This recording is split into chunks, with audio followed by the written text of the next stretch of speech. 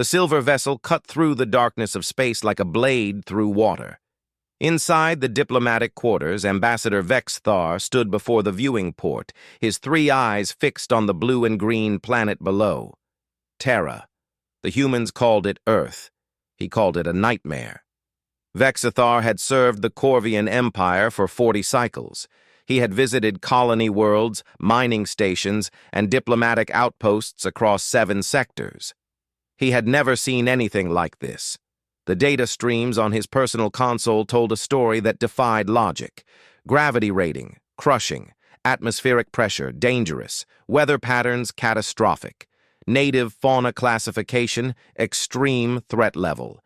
This was a death world, one of the worst in known space, and somehow, incredibly, a species had not only survived here, but thrived. They called themselves humans. The door behind him whispered open. His assistant, a young Corvian named Pelk, entered with a data tablet clutched in his primary hands. The young diplomat looked nervous, his skin shifting to a pale shade of concern. "Ambassador, the human station has granted us docking permission. They say their commander will meet us personally." Pelk paused, his middle eye blinking rapidly. "Sir, are you certain about this visit? The High Council only asked for a preliminary report. We could observe from orbit and return home." Vexthar turned from the window. His tall frame cast a shadow across the smaller Corvian. "The Council needs more than sensor readings, Pelk. They need to understand what we are dealing with. If these humans pose a threat or offer an opportunity, I must see them with my own eyes." "But the creatures, sir." "The reports about the creatures they keep. I have read the reports." Vexthar's voice carried the weight of authority. "Which is precisely why we must investigate. No species should be able to contain such beasts, yet the humans do. We need to know how." The research station orbited Terra like a silver moon. As their shuttle approached, Vexthar studied the structure through the viewport. It was functional, efficient, built with purpose, rather than beauty.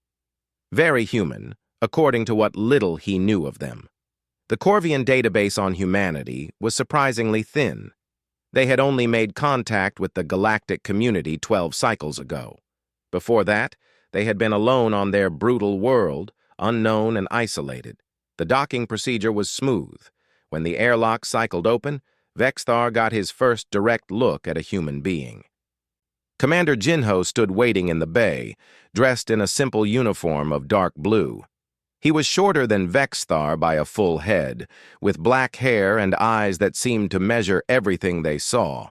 His skin was a warm brown, and his face carried lines that suggested both laughter and stress. "Ambassador Vexthar, welcome to Research Station Harmony." The commander's voice was steady, confident. He extended one hand in the human gesture of greeting. "I hope your journey was comfortable." Vexthar studied the hand for a moment before carefully clasping it with his own. The human's grip was firm but not aggressive. "Commander Jinho, thank you for receiving us. I trust our presence here will not disrupt your work." "Not at all. We welcome visitors who come in peace." Jinho smiled, showing teeth. Vexthar had read that this was a friendly expression among humans, though on many other species it would signal aggression. "Let me show you to your quarters. Then, if you are not too tired, I can give you a tour of our facilities." As they walked through the station's corridors, Vexthar observed everything. The walls were lined with images of Terra's surface: forests, oceans, mountains, deserts. Each image showed landscapes that would kill most species within hours. Yet humans walked through them as easily as Corvians walked through their climate-controlled cities. Other humans passed them in the corridors. A woman with her hair tied back in a functional knot nodded to the commander. A young man carrying equipment smiled at Pelk, who flinched away nervously. They all moved with easy confidence, unbothered by the presence of alien visitors. The tour began in the observation deck. Through massive windows, Vexthar could see Terra's surface during its day cycle. The planet looked almost peaceful from this height, beautiful even. But he knew the truth. He had seen the reports of storm systems that could tear apart buildings, temperature swings that ranged from freezing to boiling, and tectonic activity that reshaped the landscape without warning. "Your world is very dangerous," Vexthar said, stating the obvious. Jinho nodded, unbothered by the observation. "It can be challenging, but it is also home. We have learned to adapt." "Challenging." Vexthar repeated the word slowly. "Commander, my people classify Terra as unsurvivable for extended habitation. We would require extensive support systems just to spend a day on the surface." "You call it challenging?" The human commander smiled again, that strange showing of teeth. "I suppose it is all a matter of perspective, Ambassador. What seems impossible to one species is normal to another." They moved through the station. Jinho showed them laboratories where human scientists studied Terra's ecosystems. Vexthar met a woman named Hyejin, a biologist with quick hands and quicker thoughts.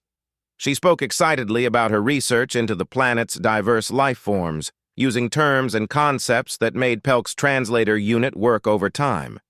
Then they reached the containment area, and everything changed. Vexthar stopped at the entrance, his three eyes widening in shock. Through the reinforced transparent walls he could see them. Creatures. Massive, dangerous, deadly creatures from worlds classified as extreme hazard zones. He recognized species from the Corvian threat database, predators that had killed trained military personnel, destroyed equipment, and forced entire colony evacuations. A thornback ravager from Keswick Prime, its hide covered in poisonous spikes. A stalker wolf from the ice world of Hrem, its teeth longer than Vexthar's forearm. A shadow serpent from Quelon Afor, a creature known for its speed and vicious intelligence, and more, so many more. How... Vexthar could barely form the words. "How do you contain them?" Jinho looked at the creatures with an expression that Vexthar could not quite read. "We keep them comfortable. Give them space, food, and enrichment. They are not prisoners, Ambassador. They are refugees." "Refugees?" Pelk's voice cracked with disbelief. "Sir, those are apex predators. They are classified as weapons-grade threats. My people have lost entire teams trying to capture just one of those species. You keep dozens here." A woman joined them, younger than Jinho, with kind eyes and a calm demeanor. "Ambassador, I am Somin, head of our medical and behavioral team. Perhaps I can explain. These creatures were rescued from illegal hunting operations or dangerous situations.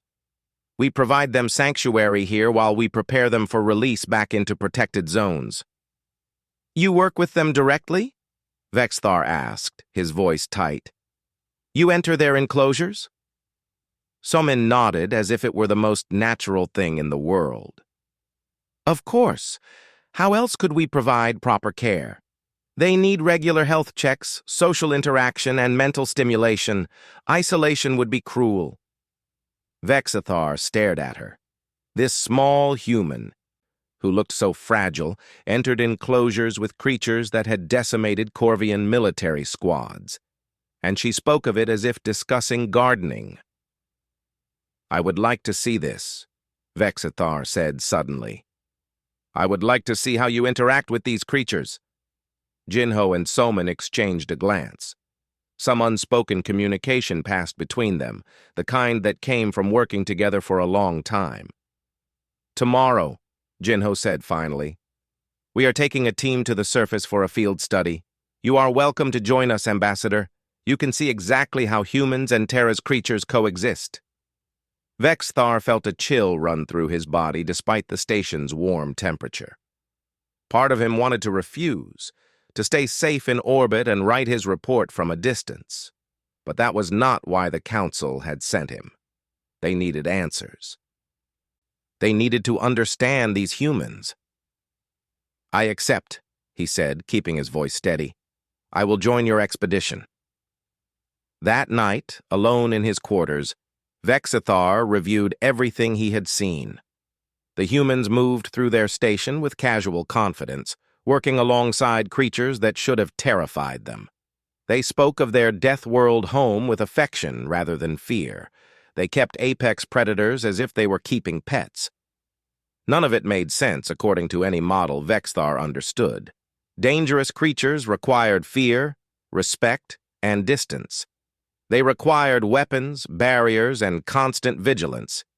Yet the humans seemed to have none of these attitudes. They walked among monsters as if they were old friends. Vexithar added a note to his preliminary report. The humans appear to be attempting the impossible, taming creatures that have killed thousands across the galaxy. Further investigation required. He did not yet know how wrong he was about the word taming.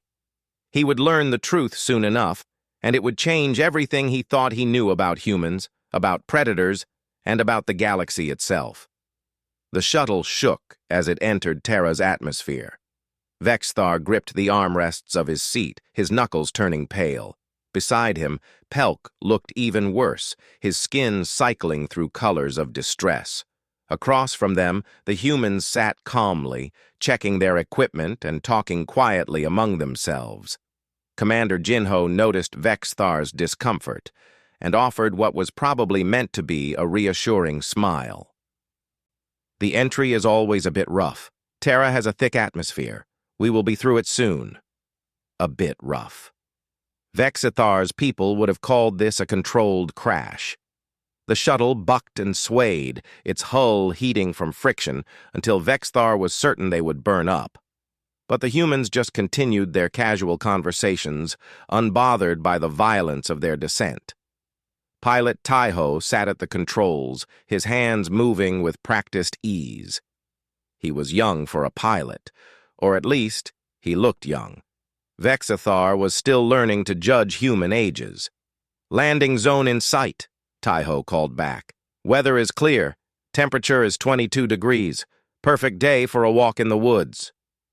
The shuttle settled onto solid ground with barely a bump.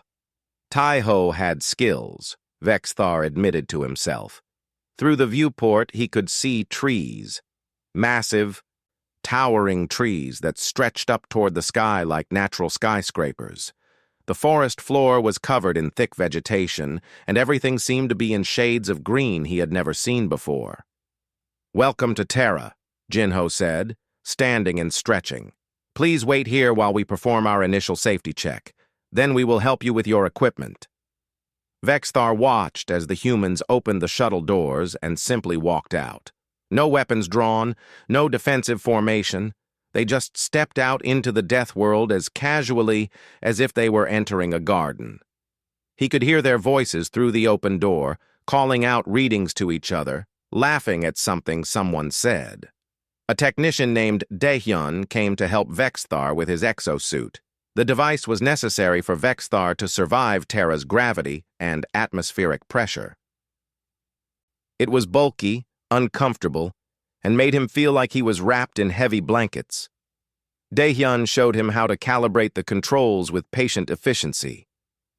"The suit will adjust automatically to environmental changes," Daehyun explained. "You should be comfortable enough. Well, as comfortable as possible. It is not perfect, but it will keep you safe." "How do you not need these suits?" Vexthar asked, watching the human work with tools that should have been too heavy to lift in this gravity. Daehyun shrugged. A human gesture Vexthar was learning meant something between "I do not know" and "I do not think it is important."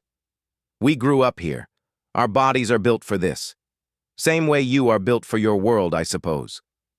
With Pelk also sealed into his exosuit, they finally left the shuttle. The moment Vexithar stepped onto Terra's surface, he felt the weight of the world pressing down on him. Even with the suit's assistance, each step required effort. The air smelled strange, thick with scents of plant life, soil, and something wild he could not name. Sounds came from every direction: bird calls, insect buzzes, the rustle of leaves in the wind. Everything was alive, dangerously, vibrantly alive. Hyejin approached them with a device in her hands, scanning the surrounding area. "We are tracking a pack that was reported in this region," she said. "They are indigenous predators, very successful hunters. We want to check their health and tag any new members." "Predators," Pelk repeated weakly. "We are actively looking for predators." Hyejin smiled, and Vexthar was struck by how fearless she seemed. "They are beautiful creatures. You will see." The team moved into the forest. The humans walked easily through terrain that Vexthar found challenging even with mechanical assistance.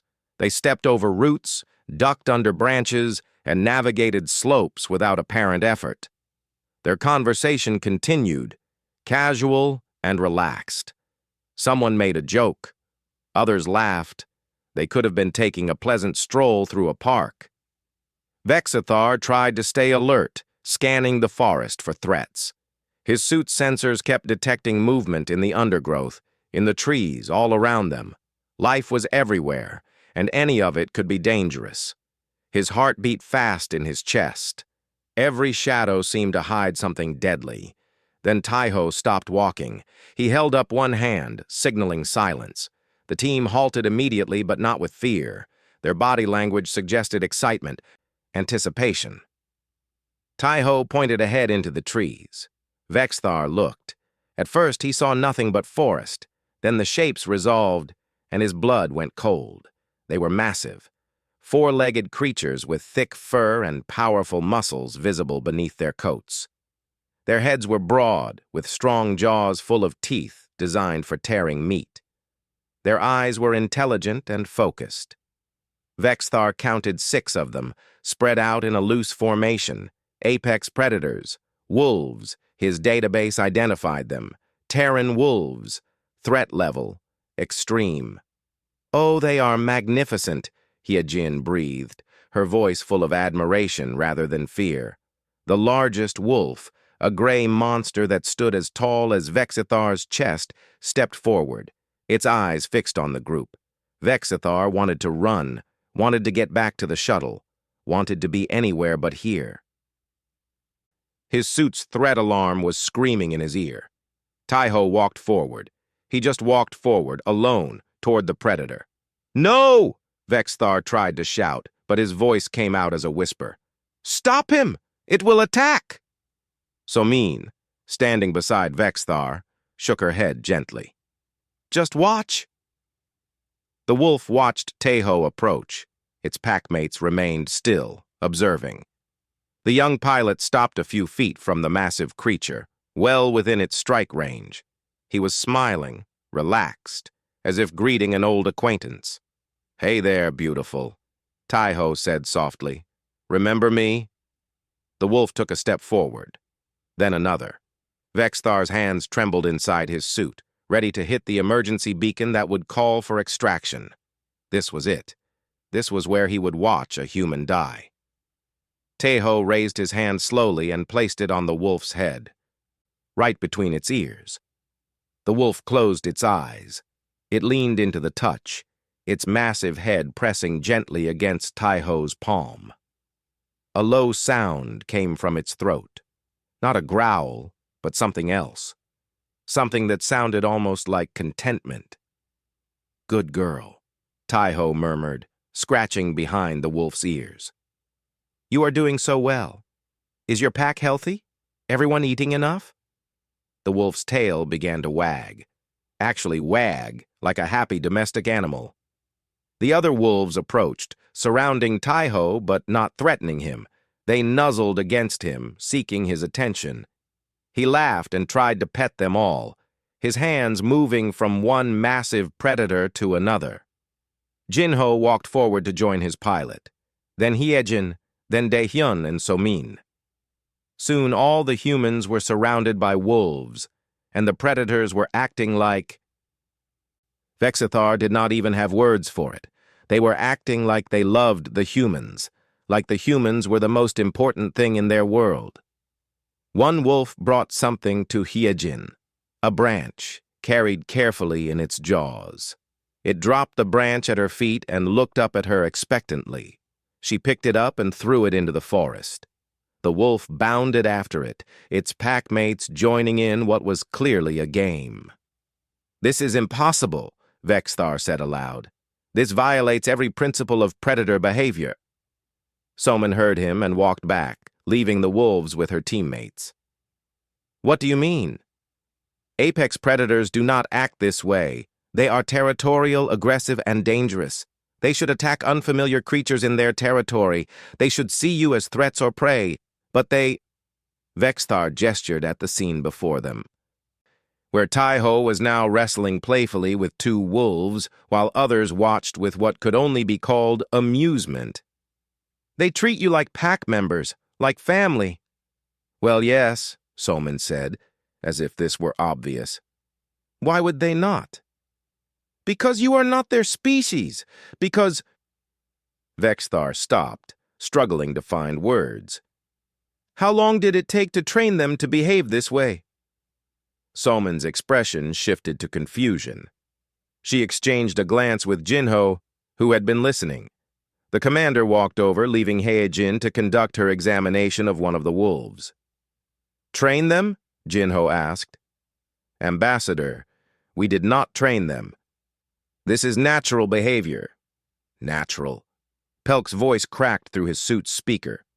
"Sir, my people have tried for cycles to handle predators from death worlds. We have lost countless handlers.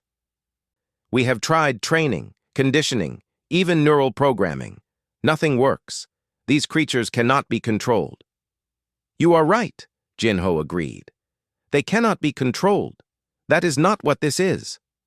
Vexthar felt like he was missing something fundamental, like there was a piece of information that would make this all make sense, and he simply did not have it. "Then what is this? What am I looking at?" Heijin finished her scans and joined the conversation. She looked thoughtful, choosing her words carefully. "Ambassador, have you ever had a pet? An animal you kept for companionship?" "Yes. A small creature from my homeworld. It was bred for docility over many generations." "And did it recognize you? Know you were its caretaker?" "Of course."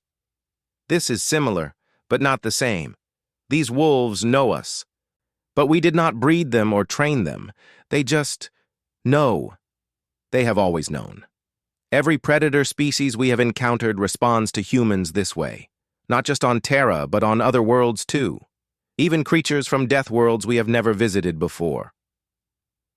Vexithar watched as one of the wolves approached Daehyun and simply sat beside him, leaning its weight against his legs. The engineer absently scratched the creature's ears while checking equipment, as comfortable with the predator as he would be with a piece of furniture. "This is universal?" Vexthar asked. "All predators behave this way around humans?" "All of them that we have met," Soman confirmed. "We thought it was strange at first, especially when we left Terra and met predators from other worlds, but they all respond the same way." A wolf approached Vexthar. He froze, his suit going rigid. The creature sniffed at his exosuit, then looked up at his face through the helmet. Its eyes were gold, intelligent, and completely calm. It sniffed once more, then lost interest and padded back to Taiho. "It can tell you are not human," Heijin observed. "They are very good at that. They only respond this way to our species." "Why?" The question burst from Vexthar. "Why do they do this?" The humans looked at each other. Something passed between them, unspoken understanding. Finally, Jinho spoke. "We do not fully know, Ambassador. We have theories, but no solid answers. It is one of the great mysteries we are trying to solve. Why do predators recognize humans? What do they sense in us? We have research teams working on this question." Vexithar watched Taiho say goodbye to the wolves. They pressed close to him, reluctant to let him leave. He promised to visit again soon, speaking to them like they could understand every word. And maybe, Vexithar thought, maybe they could. As the team headed back to the shuttle, Vexithar's mind raced with questions. Nothing he had seen matched any data the Corvian Empire had on predator behavior. These creatures should have been dangerous, deadly, and hostile. Instead, they bowed to humans with what looked like reverence. Whatever was happening here, it was far stranger than simple training or taming. And Vexthar was determined to find out the truth. Vexthar could not sleep. He lay in his quarters aboard the station, staring at the ceiling while his mind replayed everything he had witnessed. The wolves on Terra's surface had been strange enough, but what he had seen in the days that followed challenged everything he thought he knew about biology, behavior, and the natural order of the galaxy. He sat up and activated his personal console, reviewing his notes. 3 days of observation. 3 days of watching humans interact with creatures that should have killed them. And in all that time, he had not seen a single instance of aggression directed at a human. Not one. Yesterday, he had watched as Hyejin entered an enclosure containing a spike-tailed drake from Korvax 7. Vexthar's own military had classified that species as uncontainable after one had destroyed an entire base, killing 47 soldiers. The creature had acid glands, armored scales, and a tail that could punch through reinforced steel. Hyejin had walked up to it, checked its teeth for signs of decay, and given it medicine by hand. The drake had sat perfectly still, letting her work. The day before that, Daehyun had conducted repairs inside a habitat housing a shadow stalker. These creatures hunted in darkness, striking with such speed that most victims never saw them coming. The Corvian database recommended immediate evacuation if one was detected within a kilometer. Daehyun had spent 2 hours fixing a water filtration system while the stalker watched from a ledge, its eyes tracking every movement but making no move to attack. At one point, the engineer had asked it to move so he could reach a panel. It had moved. This was not training. Vexthar had seen trained animals. He knew what conditioning looked like, how long it took, and what methods worked. This was something else entirely. Something his education and experience had not prepared him for. A chime at his door pulled him from his thoughts. "Enter," he called. Commander Jinho stepped inside, carrying 2 cups of steaming liquid. "I noticed your lights were on. Thought you might want some tea. It is a human beverage, helps with sleep." Vexthar accepted the cup carefully. The liquid smelled pleasant, herbal and calming. "Thank you, Commander, though I suspect my sleeplessness will not be cured by any beverage." Jinho smiled and sat in the chair across from Vexthar's bed. "You are trying to make sense of what you have seen. I understand. Most species react the same way when they first observe humans with predators." "You say most species. How many have visited Terra?" 12 delegations in the last 8 cycles. Scientists, diplomats, traders. All curious about the reports they heard, and all left confused. Jinho sipped his tea. "Your reaction is actually quite measured. The last ambassador we hosted requested immediate extraction after the first day." "I considered it," Vexthar admitted, "but my duty to the Council requires a full report. Which means I need to understand. Commander, what is really happening here?" Jinho was quiet for a moment, choosing his words. "We are still trying to fully understand it ourselves, but I can share what we know. Would you like a full tour tomorrow? I can show you our research data, our theories, and more examples of the phenomenon. Though I warn you, more examples might raise more questions than answers." "I accept. I need to see everything." The next morning, Jinho was true to his word. He brought Vexthar to the research wing of the station, where scientists studied the strange connection between humans and predators. Nari, a biologist with quick hands and sharp eyes, greeted them in her laboratory. "Ambassador, Commander Jinho tells me you want to see our data." She pulled up holographic displays showing charts, graphs, and recorded footage. "Let me start with the basics. We have documented human interaction with 147 different predator species. These species come from 32 different worlds, most of them classified as death worlds or high danger zones. She pulled up images of creatures Vexthar recognized from military threat assessments. Each one had killed members of various galactic species. Each one was considered extremely dangerous. In every single case, the predator response to humans is the same: non-aggressive behavior, submissive body language, active seeking of human contact and approval. Every case, Vexthar leaned forward. No exceptions? None. We have tried to find exceptions. We have exposed these predators to humans they have never met before, humans who have shown fear or aggression, even humans who have accidentally hurt them. The response is always the same. Nari pulled up a video. It showed a medical bay. A creature Vexthar did not recognize lay on a table, clearly injured. 3 humans worked on it, their movements quick and professional. The creature was conscious and clearly in pain, making sounds of distress. At one point, a medical tool slipped, causing additional pain. The creature's muscles tensed, its claws extended, and for a moment, it looked ready to strike. Then it stopped. It looked at the human who had hurt it, and the aggression melted away. The creature settled back down, allowing the painful treatment to continue. "That is Soman working on it," Nari explained. "A thunder beast from Kalros Prime. It had been injured by illegal hunters.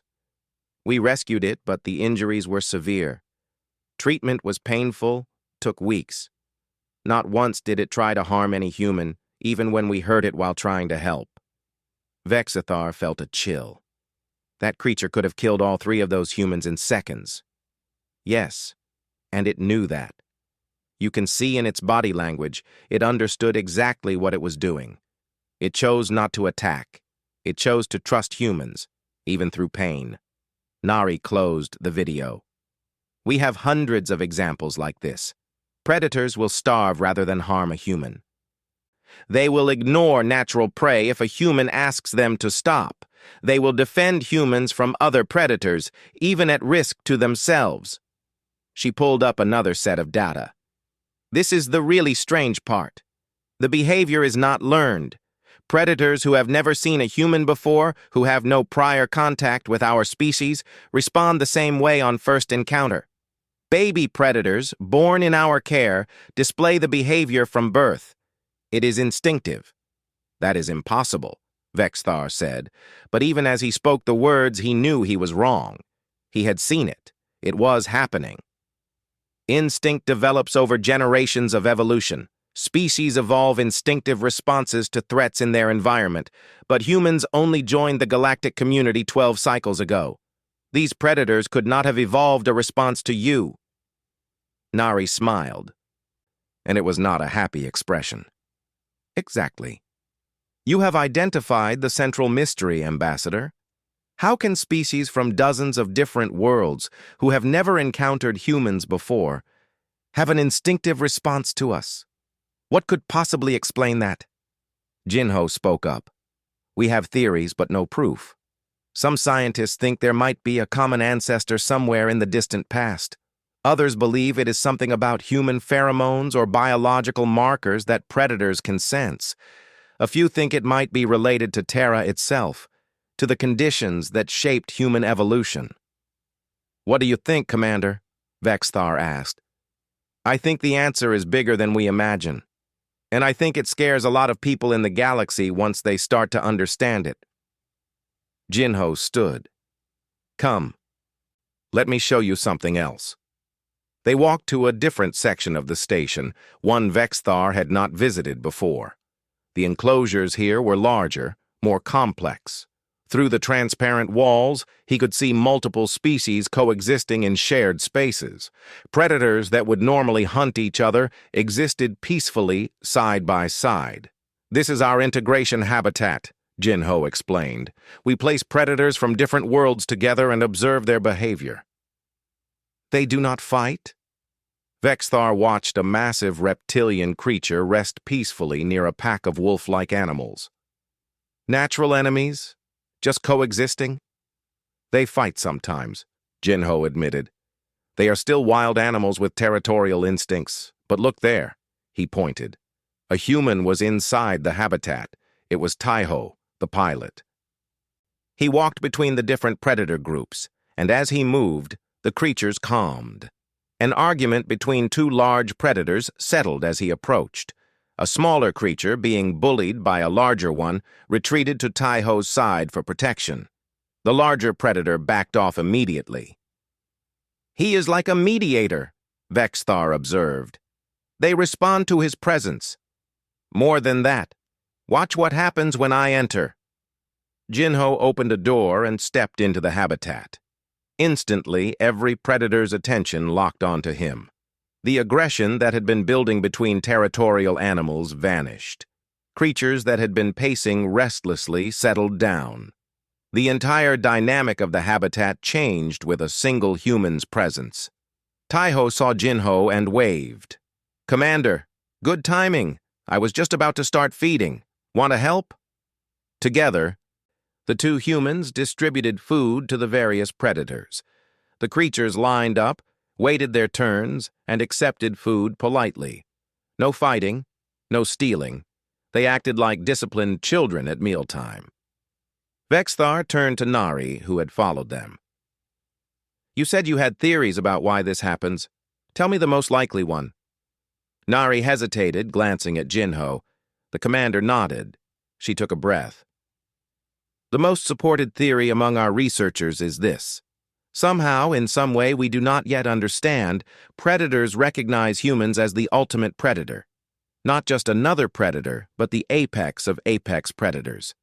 They submit to us the same way a lesser predator submits to a greater one in a hierarchy, instinctively, automatically, without thought.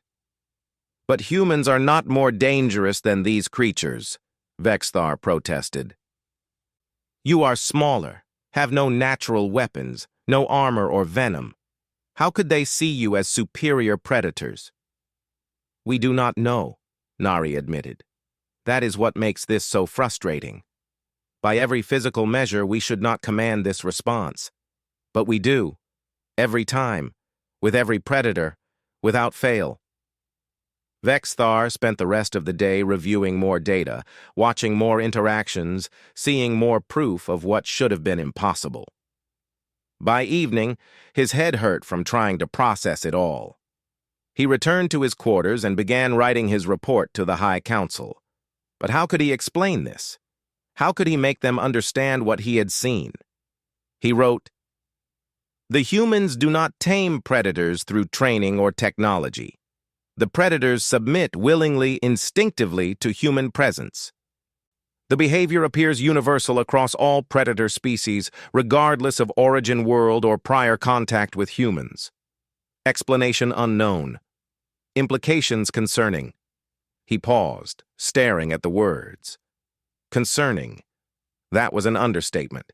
If humans could control the most dangerous creatures in the galaxy through simple presence, what did that mean for species like his own? What did that mean for the balance of power in the galaxy? What did it mean that humans might be something far more significant than anyone had realized? Vexthar saved his report, but did not send it yet. He needed more information. He needed to understand. And something told him that the real revelation was still to come. Vexthar stood before the restricted archive terminal, his hand hovering over the access panel. What he was about to do violated several protocols. The xenobiology archives were sealed for a reason. They contained information deemed too sensitive for general access. But after 10 days of watching impossible things become routine, he needed answers that no one seemed willing or able to give him. He entered his diplomatic override codes. The system hesitated, running verification, then granted access. The screen filled with files, thousands of them, representing millions of cycles of galactic research into the biology and evolution of species across known space.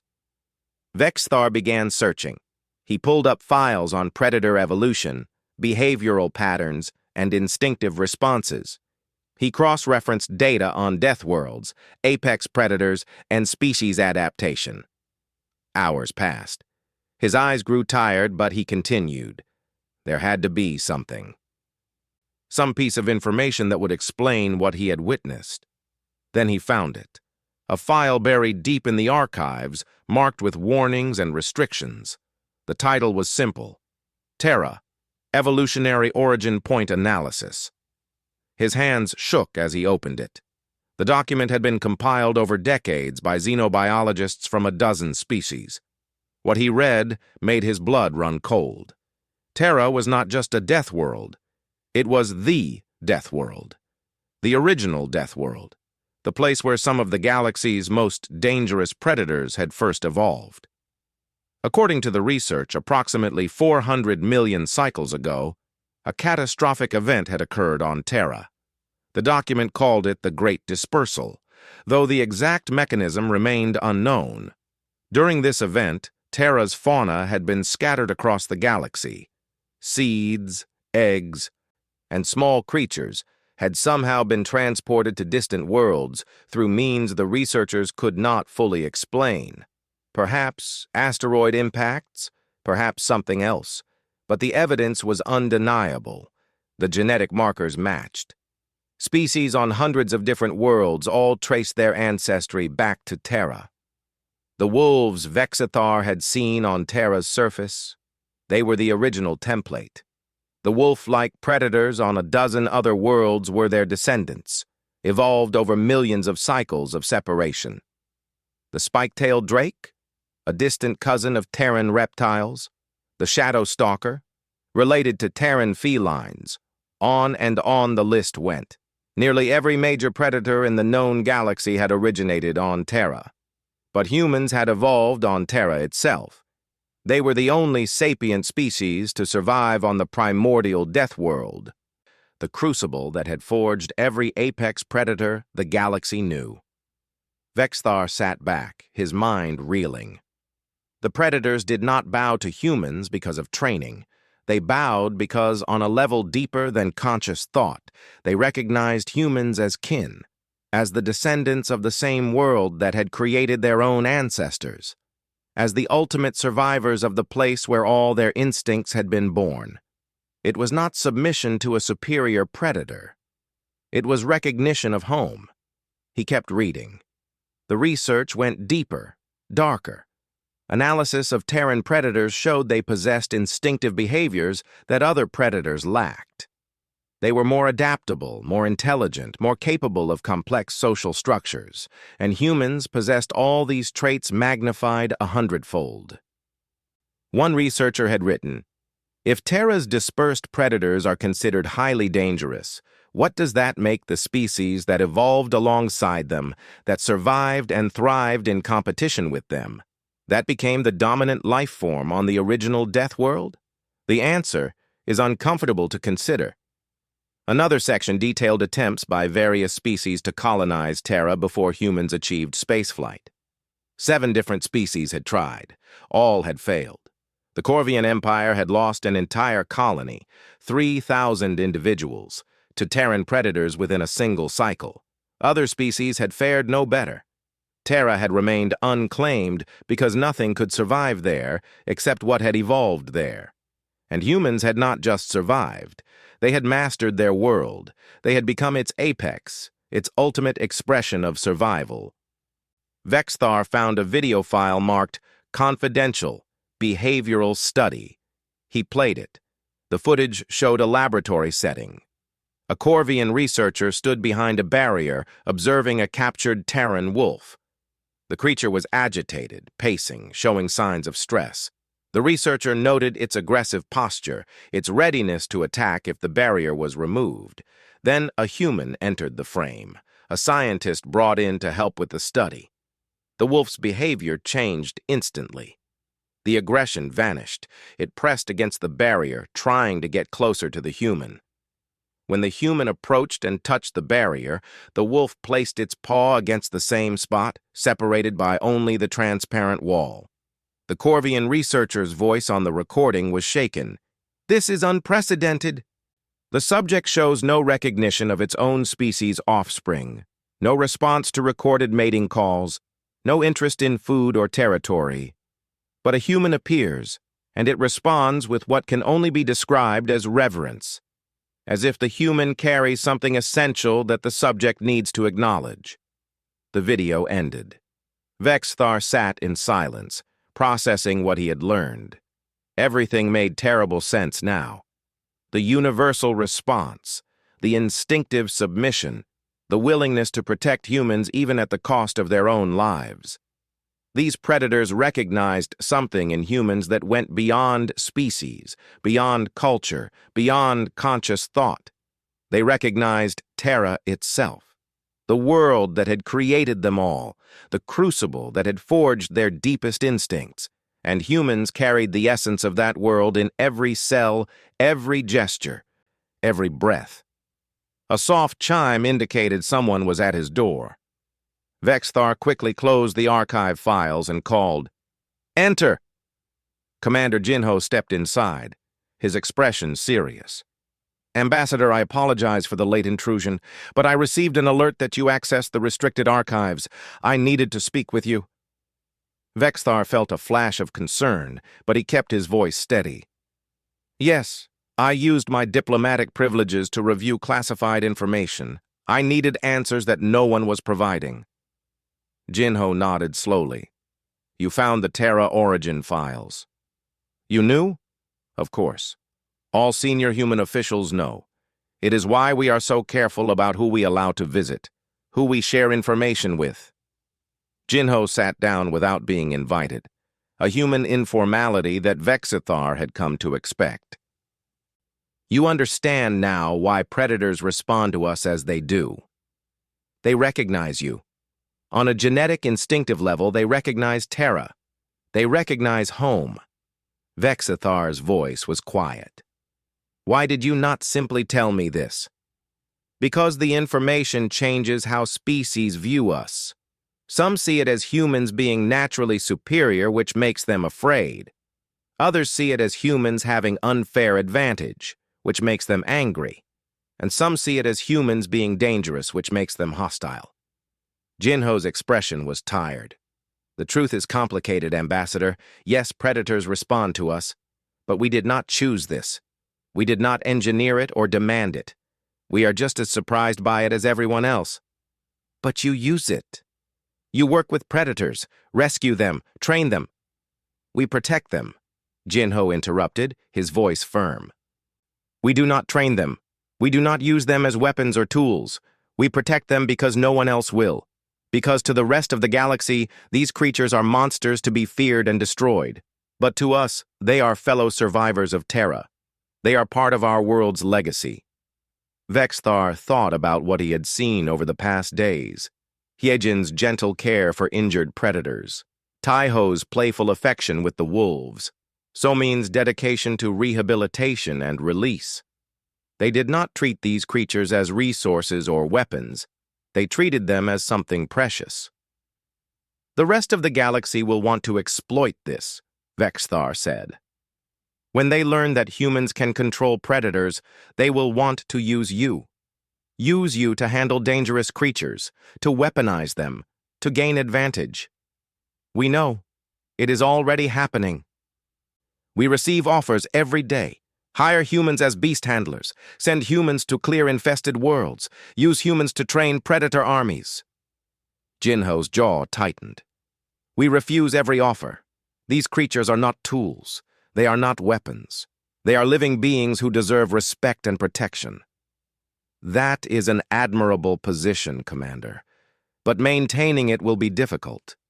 There are species who will not take no for an answer, who will see your ability as too valuable to leave unused. Then they will have to try to force us, and they will learn that humans did not become Terra's apex predators by being easy to force." There was no threat in Jinho's voice, just a statement of fact. "We will protect these creatures. We will stand between them and anyone who would abuse them. That is not negotiable." Vexthar studied the human commander. Jinho was not large or imposing. He looked tired, stressed by the weight of his responsibilities. But there was something in his eyes, something hard and unyielding, the product of a world that did not permit weakness. the result of evolution in the harshest environment the galaxy had produced. What do you want from my people, Commander? From the Corvian Empire? Understanding. Cooperation, if possible. But most importantly, we want your people to stop seeing Terra's predators as monsters and start seeing them as the incredible creatures they are. We want protection, not exploitation. Conservation, not destruction. And if the Empire does not agree, then we will protect these creatures anyway, with or without galactic support. Because that is what humans do, Ambassador. We protect those who cannot protect themselves, even when it is difficult, even when it costs us. It is what Terra taught us. It is who we are. Vexthar was quiet for a long moment. The Council needs to know the full truth. They need to understand what Terra is, what humans are, and what it means for the galaxy. I know. That is why I am not asking you to hide what you have learned. Write your report, Ambassador. Tell them everything. Let them make their decision with full knowledge. Jinho stood. But also tell them this. Humans are not interested in dominating the galaxy. We are not interested in conquest or control. We just want to exist peacefully and protect the creatures who share our world's legacy. That should not be threatening to anyone. After Jinho left, Vexthar sat alone with his thoughts. The revelation changed everything. It explained the impossible things he had witnessed, but it also raised enormous questions about humanity's place in the galactic order. Humans were not just another species. They were the children of the primordial death world, the survivors of the crucible that had created the galaxy's apex predators. Every dangerous creature in known space carried Terra's genetic legacy, and humans carried it most of all. He began writing his full report to the High Council, this time including everything he had learned. The truth about Terra, the truth about predator evolution, the truth about what humans represented. As he wrote, he wondered how the galaxy would respond to this knowledge. Would they accept humans as protectors of predators? Or would they see humans as the most dangerous predators of all? Only time would tell.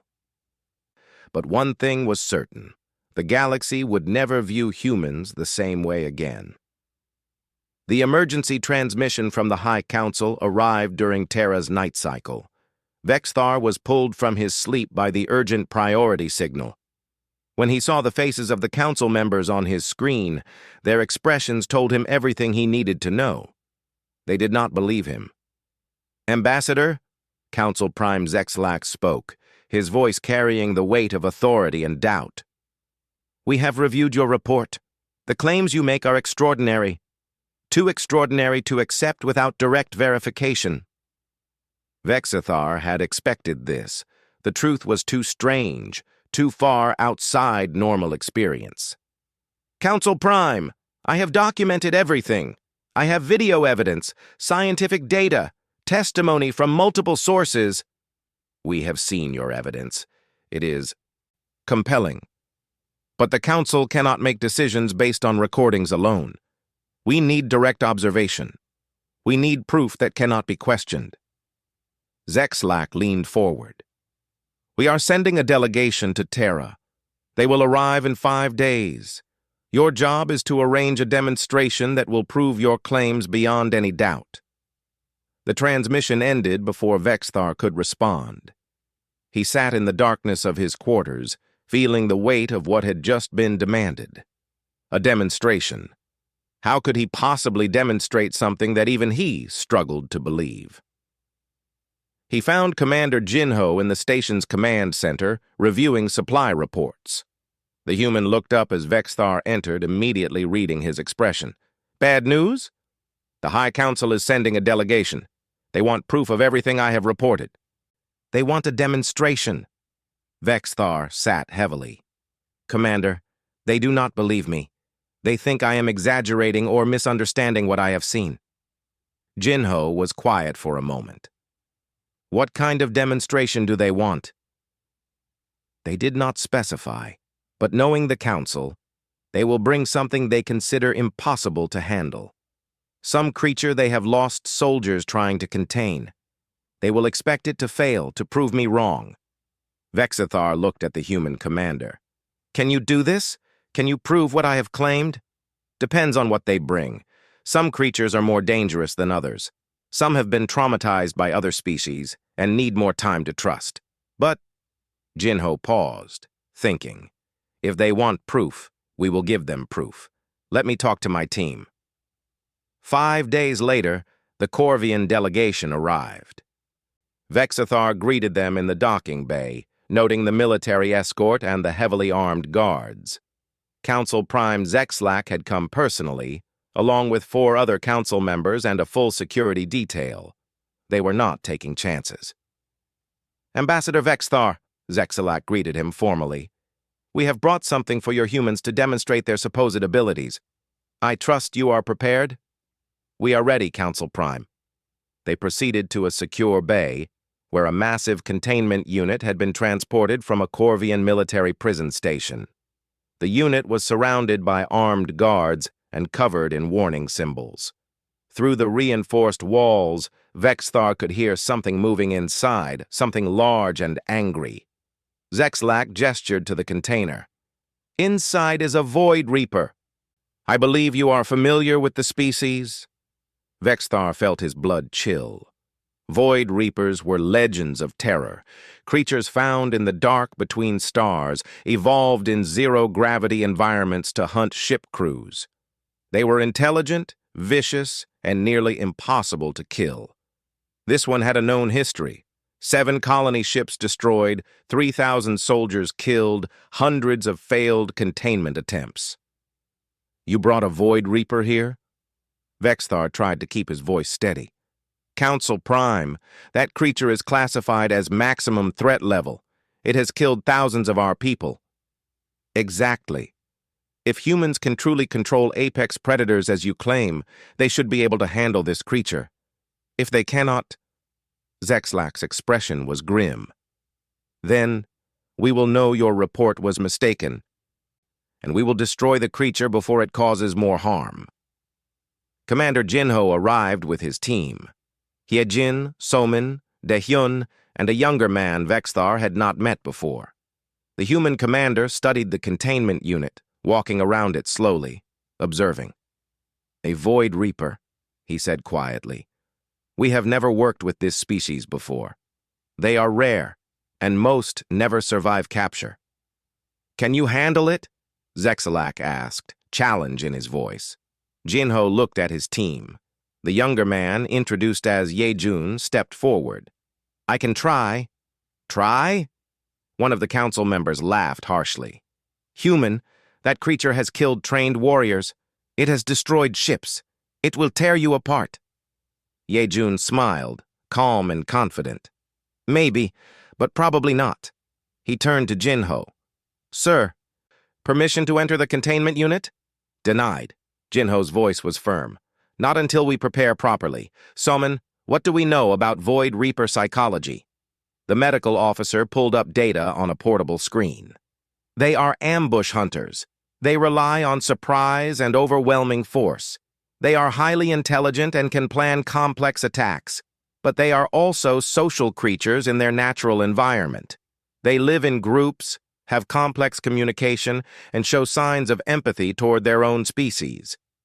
So they can bond, Hyejin said. They can form social connections. In theory, no one has ever successfully formed a bond with a Void Reaper. Most species treat them as monsters to be killed on sight. Somin looked at Yejun. This will be dangerous. More dangerous than anything we have attempted before. I understand. Yejun's voice remained steady.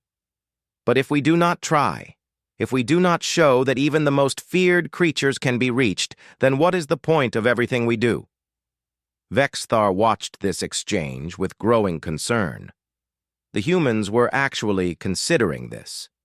They were going to attempt contact with a creature that had killed thousands. Zexlac seemed to sense his thoughts. Ambassador, perhaps you should advise your human friends against this. A failure here would be catastrophic, and I would hate to see them harmed. The Council Prime cares about human safety now? Vexathar heard the edge in his own voice. Or does he simply want to avoid witnessing the demonstration? I want to see if your claims are true. But I do not want anyone to die to prove a point. Commander Jinho made a decision. We will attempt contact, but we do it properly. Yejun, you will enter unarmed. Somin and Hyejin will monitor from outside with emergency sedation ready. Daehyun, set up the override systems. If anything goes wrong, we flood the chamber with sleeping gas immediately. And if the gas does not work fast enough? One of the council members asked. Then a human dies, proving a point to people who refuse to believe without blood being spilled. Jinho's voice was cold. But we think it will work. We believe in what we do. The containment unit was moved to a larger chamber for observation. Screens showed multiple angles of the interior. The Void Reaper was visible now, a massive creature with 6 limbs, each ending in blade-like claws. Its body was armored with dark chitin, and its face held too many eyes, all focused and intelligent. It moved with fluid grace despite its size, a perfect killing machine shaped by evolution in the harshest environment possible. The sedation was slowly lifted. The creature awakened, its movements becoming more alert. It tested the walls of its prison with one claw, leaving deep gouges in the reinforced material. Then it settled into a corner, watching, waiting. It is planning, Zexlac observed, waiting for any opportunity to strike. Yejun stood before the chamber entrance, breathing slowly, centering himself. Somin checked his vital signs one more time. Your heart rate is elevated but stable. Stay calm. Remember, show no fear, no aggression, just calm presence. I know, Yejun smiled at her. I have been training for situations like this my whole life. I am ready. The door opened. Every Corvian in the observation deck tensed, hands moving to weapons. Vexathar found himself holding his breath. Yejun stepped inside. The door sealed behind him. The Void Reaper's attention snapped to the new arrival. Every one of its eyes fixed on Yejun, its body coiled, muscles tensing. It recognized prey. Vexathar had seen this posture before, in recordings of attacks. This was the moment before the strike, the instant before violence. Yejun did not run, did not reach for a weapon he did not carry, did not show fear. He simply stood, relaxed, and looked at the creature. Hello, he said softly. You have had a hard time, have you not? Captured, trapped, treated as a monster. I am sorry for what was done to you. The Void Reaper launched forward. Zexlac shouted a warning. Daehyun's hand moved toward the emergency override. The creature crossed the distance between them in a heartbeat, claws extended, moving with lethal speed. It stopped. Less than a meter from Yejun, it stopped. The creature's posture was aggressive, threatening. Its claws were raised to strike. Its entire body screamed danger. But it did not attack. It stood frozen, as if fighting against its own instincts. Yejun did not move. He maintained eye contact with the Void Reaper, his expression calm, open. I know you are angry. I know you want to hurt someone for what you have suffered. But I am not your enemy. I am not here to hurt you. The creature made a sound, something between a hiss and a growl. Its claws trembled, still raised to strike. Easy, Yejun said, his voice barely above a whisper. Easy. You are safe now. No one is going to hurt you anymore. Slowly, incredibly, the Void Reaper's claws lowered. The aggressive posture relaxed. The creature's many eyes studied Yejun with what looked like confusion, as if it could not understand its own reaction. Yejun extended one hand, palm open, moving with infinite slowness. May I? The Void Reaper watched the approaching hand. Every being in the observation deck held their breath. The hand came closer, closer, until it made contact with the creature's armored head. The Void Reaper closed its eyes. A sound came from deep within its chest, a rumbling that might have been contentment or relief. It pressed its head gently against Yejun's hand, careful not to hurt with its razor-sharp features. Then, in a movement that made Vexthar's hearts nearly stop, the Void Reaper lowered its entire body to the ground. It pressed itself flat, every limb extended in a posture of complete submission, before Yejun. Before a human who had entered its prison unarmed and alone. The creature that had killed thousands bowed to the human as if he were a king. The observation deck erupted in chaos. Council members shouted in disbelief. Guards reached for weapons out of pure reflex. Zexalak stood frozen, his expression showing complete shock. Vexathar felt tears forming in his eyes. He had told them. He had tried to explain. But seeing was different from knowing. This was proof that could not be denied or explained away.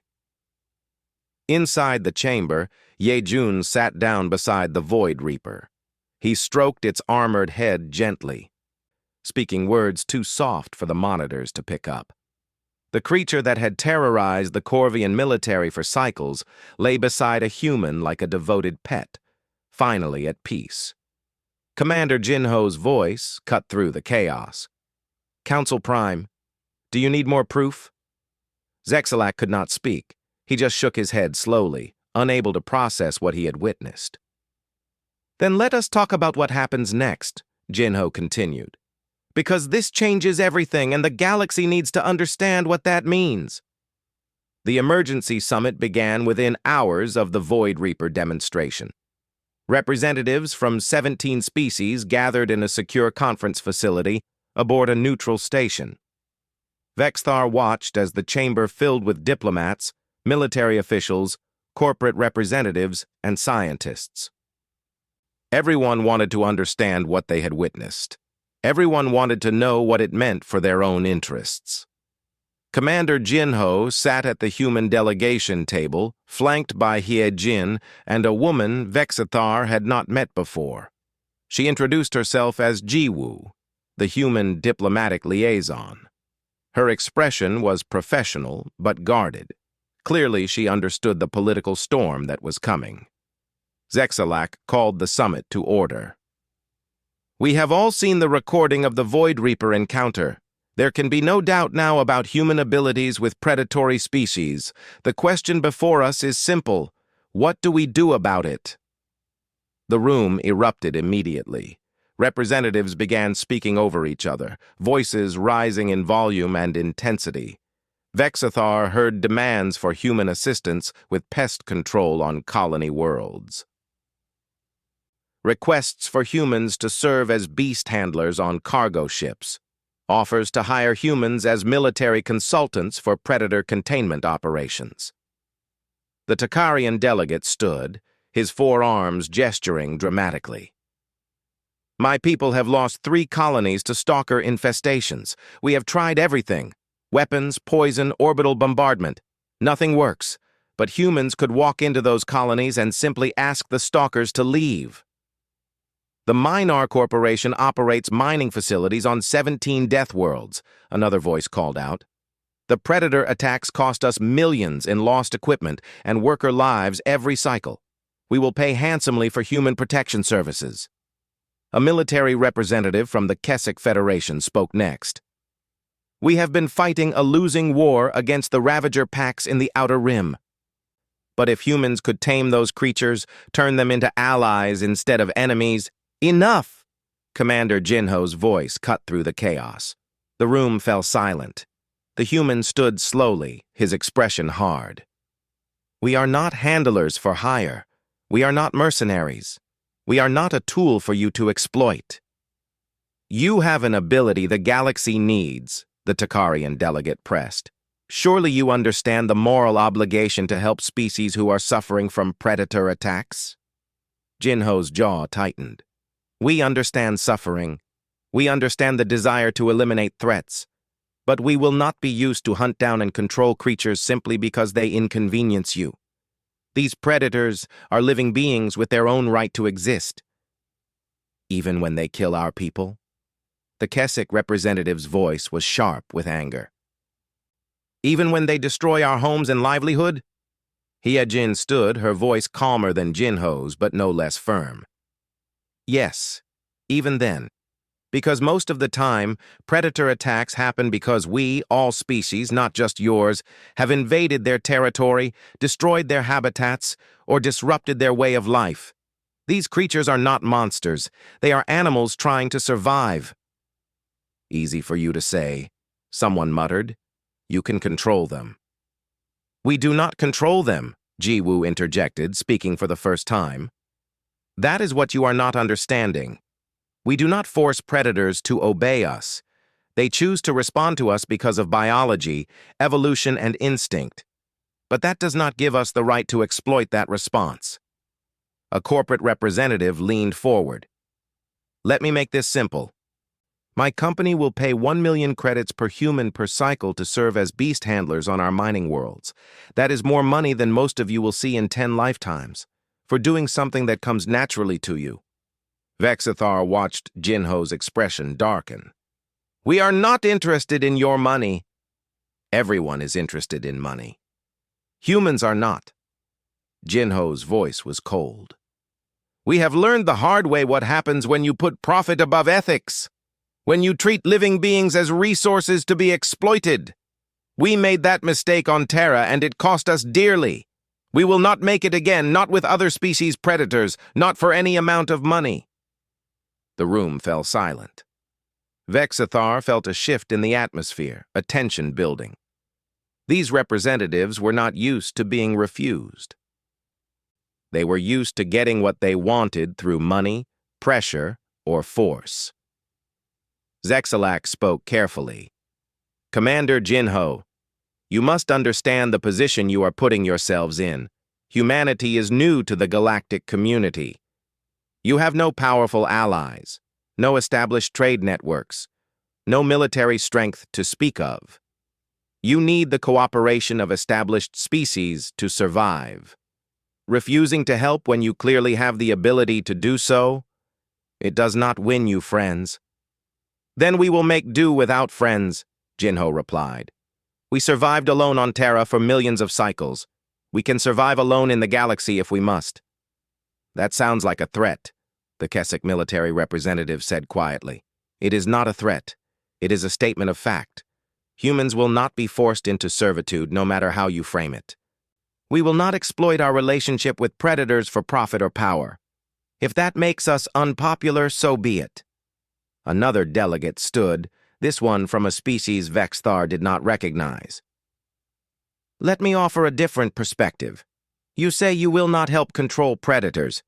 But what if humans decide to use predators against us? What if you turn them into weapons? The room went very quiet. Vexthar saw several hands move toward concealed weapons. The accusation had been spoken aloud.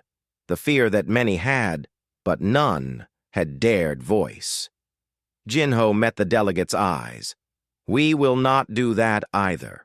We are not interested in conquest or domination. We just want to live in peace and protect the creatures who cannot protect themselves. How can we trust that? The question came from multiple sources at once. Jiwoo stood again, and Vexthar noticed how the other humans deferred to her in this moment. This was her expertise. Politics, diplomacy, navigating hostile rooms. You cannot trust it, not completely. Trust is earned over time through consistent action. All we can do is show you through our behavior that we mean what we say. She pulled up a display showing data. In the 12 cycles since humans joined the galactic community, we have had opportunities to exploit our abilities. We have been offered positions, money, power, and influence in exchange for using our relationship with predators for the benefit of other species. We have refused every offer, every single one. That should tell you something about our priorities. It tells us you are waiting for a better offer, someone muttered. Hyejin slammed her hand on the table, the sudden sound making everyone jump. Listen to what you are saying. You come here demanding we help you with problems you created yourselves. You offer us money to betray our principles. When we refuse, you accuse us of being manipulative or threatening. Have you considered that maybe, just maybe, we simply mean what we say? That we actually care about these creatures and will not exploit them? A new voice entered the conversation, calmer and more measured. A delegate from the Pirantine Alliance, known for their philosophical approach to galactic politics. Perhaps we are approaching this incorrectly. Humans, you say you will not help us control predators. But would you help us coexist with them? Jinho's expression shifted, becoming more open. Explain. My people have a colony world that was settled without proper ecological surveys.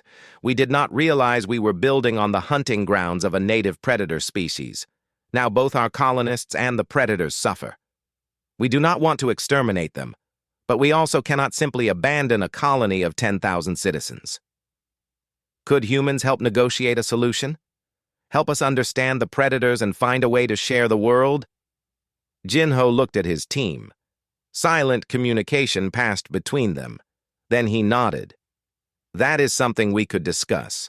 We do not promise success, but we can try to mediate, to help both species find a way to coexist peacefully. At what cost? The Pirantine delegate asked. No cost. We do not charge for helping species learn to live together. That is our mission, our purpose. It is what we do. The room began to shift again. Other delegates started speaking, some with genuine questions about peaceful coexistence, others still trying to find angles to exploit. Vexthar watched Jiwoo expertly navigate each question, identifying which were sincere and which were attempts to manipulate. Then a transmission came through, urgent and marked with emergency protocols. Zexalak's expression darkened as he reviewed it. We have a situation. A transport ship carrying humans has been intercepted by a Drexen raiding fleet. They are demanding the humans be handed over to serve as beast handlers on Drexen slave worlds. If the humans refuse, the Drexen will destroy the transport. Every human in the room went very still. Vexathar saw their expressions harden, saw something dangerous enter their eyes. Commander Jinho spoke very quietly. How many humans on that transport? 42. Civilian scientists and their families. Where is the nearest human military vessel? 8 hours away. The transport will be destroyed long before help arrives. Zexalak looked at Jinho. The Drexen are serious. They have already killed the captain to prove their resolve. Jinho turned to Jiwoo. Get me a direct channel to the Drexen fleet commander, now. Within minutes, the communication was established. The Drexen commander appeared on screen, his reptilian features twisted into what might have been a smile. Humans. Good. You will surrender your people on that transport. They will serve my clan's mining operations. Refuse, and we will kill them all. You have already killed one of ours, Jinho said, his voice perfectly calm. That was a mistake. The Drexen laughed. A mistake? What will you do, human? Your people are defenseless. Your military is hours away, except that you have no power here. Power is not just about weapons, Jinho replied. It is about understanding the nature of the galaxy. You operate on the edges of civilized space, raiding and pillaging. Your ships pass through asteroid fields and dark zones where predators lurk. You survive because you are fast and careful. What is your point?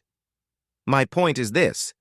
If any harm comes to those humans, if a single additional person is hurt, I will personally ensure that every predator in your territory knows you are enemies of humanity. I will make certain they hunt your ships. I will guarantee that the darkness you hide in becomes your grave. The Drexen's smile faded. You cannot do that. You cannot control predators across the galaxy. Can I not? Jinho's expression was cold. You just watched recordings of a human walking into a cage with a Void Reaper. a creature your people fear above all others, and it bowed to us. Now imagine what happens when we stop being peaceful, when we stop protecting predators from you and instead ask them to help us." The conference room was utterly silent. Every delegate understood what Jinho was implying.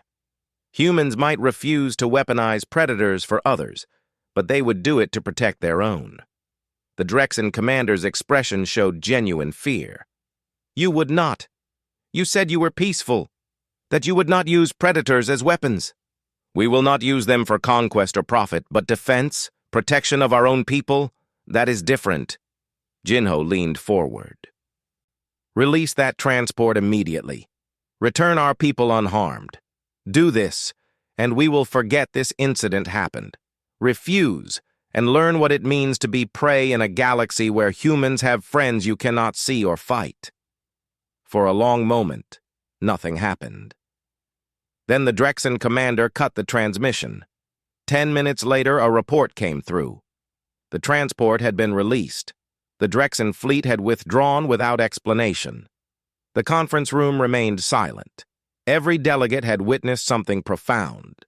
Humans would not exploit their abilities for profit or conquest, but they would use them to protect their own. The line was clear, absolute, and terrifying to consider. Zexalak spoke carefully. "You made a threat against an entire species." "I made a promise to protect human lives," Jinho corrected. "There is a difference." "Is there?" Zexalak asked quietly.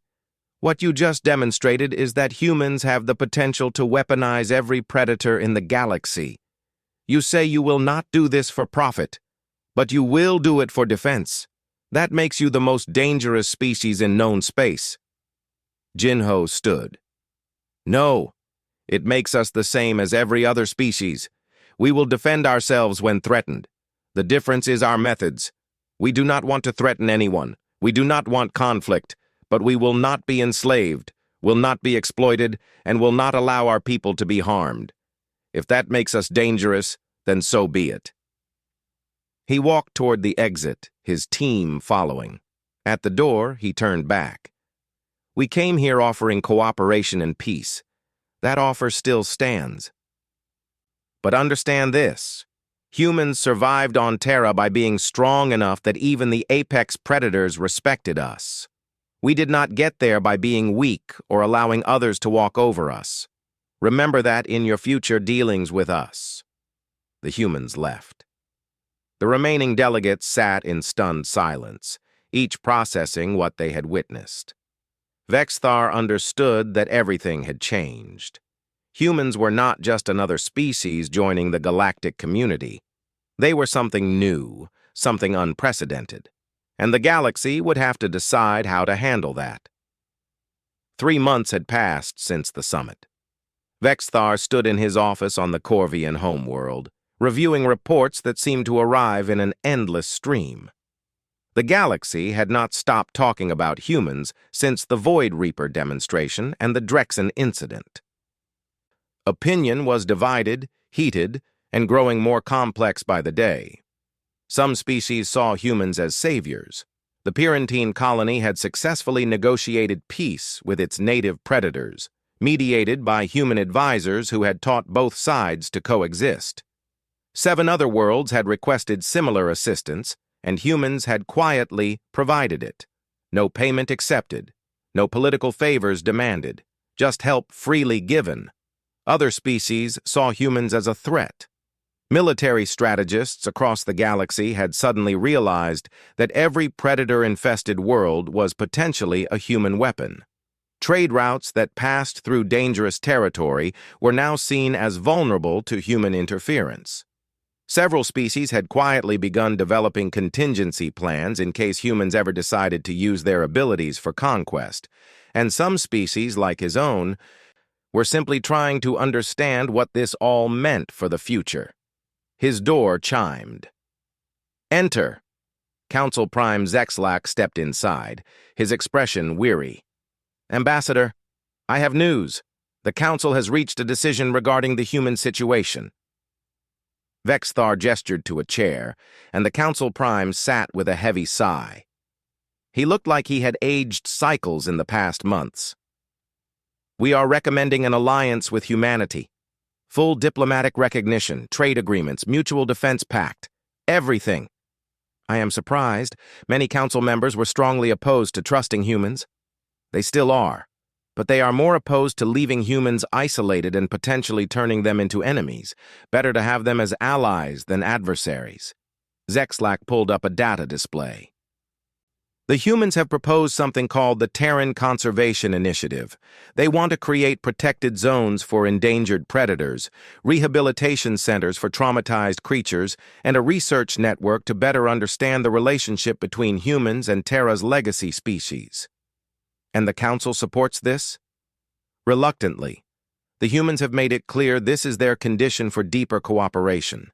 They will help mediate conflicts between species and predators, will assist with peaceful coexistence programs, will even provide security for worlds threatened by predator attacks.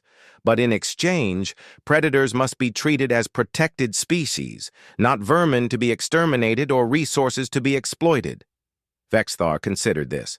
That is a significant concession from species who have fought predators for cycles. It is. But the alternative is worse. If we refuse, humans will do this work alone, and we will lose any influence over how they operate. At least this way, we are partners in the process.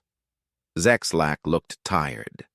"I do not like being forced into this position, Ambassador, but humans have made their priorities clear, and they have the leverage to enforce them."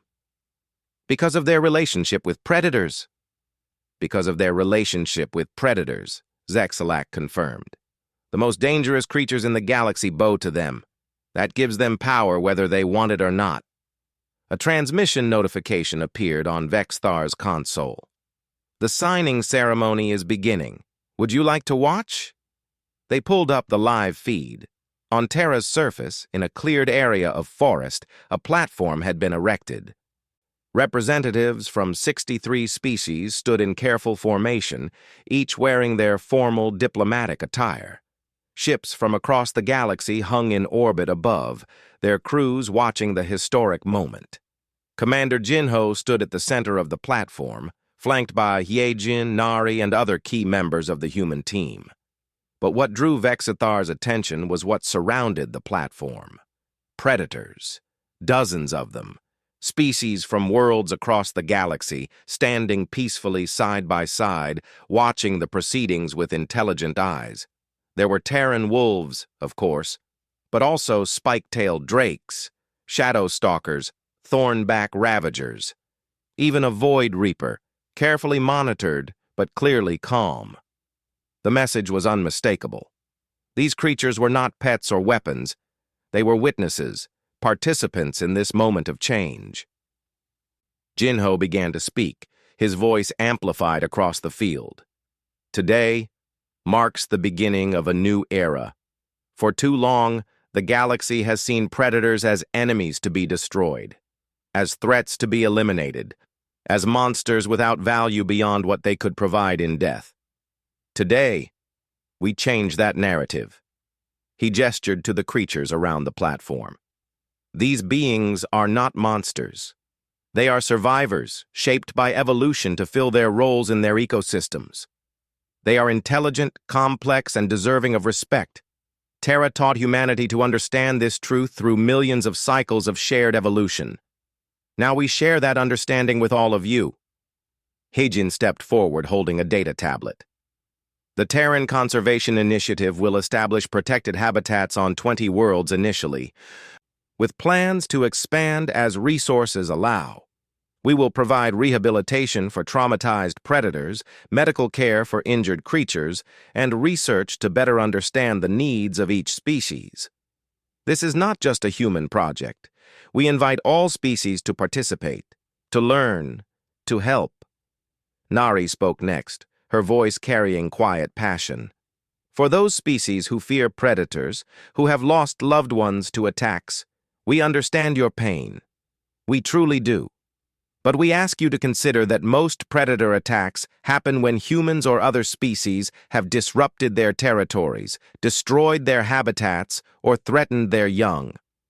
When we give predators space to live, when we respect their needs, conflict decreases dramatically. The ceremony continued. Each species representative came forward to sign the Interspecies Protection Accord. Some signed eagerly, believing in the cause. Others signed reluctantly, pressured by political necessity. But all signed. The document would make hunting endangered predators a galactic crime, would establish funding for conservation efforts, would require environmental impact studies before any new colony was established. Then something happened that Vexthar had not expected. The wolves stepped forward, moving as a group toward the platform. Other predators followed. They did not rush or threaten.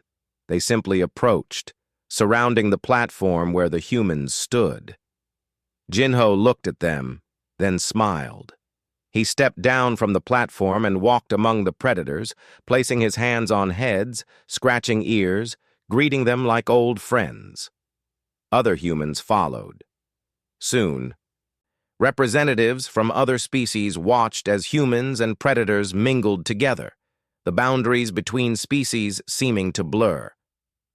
"This is what they wanted us to see," Zexlac said quietly. "This is their vision. Humans and predators existing together in harmony. And by extension, all species learning to coexist rather than compete." "It is idealistic," Vexthar observed. "The galaxy is not always kind to idealists." "No, but sometimes idealists change the galaxy." Zexlac stood. "Come. We have our own ceremony to attend. The Council is officially recognizing the Conservation Initiative today. Your presence is required." The weeks that followed were chaotic but productive. The Conservation Initiative began its work immediately. Nari and Hyejin led teams to various worlds, assessing predator populations and establishing protected zones. Jinho coordinated with multiple governments, mediating disputes and negotiating compromises. Vexthar found himself serving as liaison between the Corvian Empire and the Initiative. It was challenging work. Many Corvians still feared predators, still saw them as threats rather than creatures to be protected. But slowly, attitudes began to shift. A breakthrough came when a Corvian research team, working with humans, successfully rehabilitated a pack of ravagers that had been attacking colony ships. The predators, it turned out, were displaced by illegal mining operations that had destroyed their breeding grounds. Once given new territory and assured their young were safe, the attacks stopped completely. The research team's report was revolutionary. The predators did not attack out of malice or instinct for violence. They attacked out of desperation, defending what was theirs. When we addressed the underlying cause rather than treating them as monsters, peace was achieved. More success stories followed. A shadow stalker population on the edge of extinction was relocated to a protected reserve. A group of thornback ravagers began cooperating with human researchers, allowing studies that revealed previously unknown aspects of their biology. The Void Reaper from the demonstration, affectionately named Ghost by Yejun, became an ambassador of sorts, proving that even the most feared creatures could be peaceful when treated with respect. 6 months after the signing ceremony, Vexthar received an invitation to visit Terra's surface again. He accepted, curious to see how things had developed. The landing site was different this time. What had been a simple clearing was now a full research station, built with minimal impact to the surrounding forest. Human scientists worked alongside researchers from a dozen species. And everywhere Vexthar looked, he saw predators. They were not caged or contained. They simply lived there, part of the community. Jinho met him at the landing pad. "Ambassador, welcome back. It has been too long." "Commander, your operation has expanded significantly." "Yes, we have more than 200 researchers now from 30 different species, all working together to better understand predators and how we can protect them." Jinho began walking, and Vexthar followed. "Let me show you something." They walked through the forest. following well-worn paths. Predators watched them pass, but did not interfere. Some approached Jinho for attention, which he readily gave. They arrived at a large open space where a group of young humans sat in a circle. Surrounding them were young predators of various species, all watching intently. Education program, Jinho explained. We teach children, both human and from other species who want to participate, about predators, about their behavior, their needs, their place in ecosystems, and we let them interact with young predators in controlled settings, building understanding from an early age. Vexithar watched a young human girl gently pet a baby drake, cooing at it softly. The drake chirped back, clearly content. You are teaching the next generation to see predators differently. We are teaching them the truth, that predators are not monsters. They are fellow inhabitants of this galaxy, worthy of respect and protection. Jinho turned to face Vexithar. Ambassador, I want to thank you. Your initial report to the Council, your willingness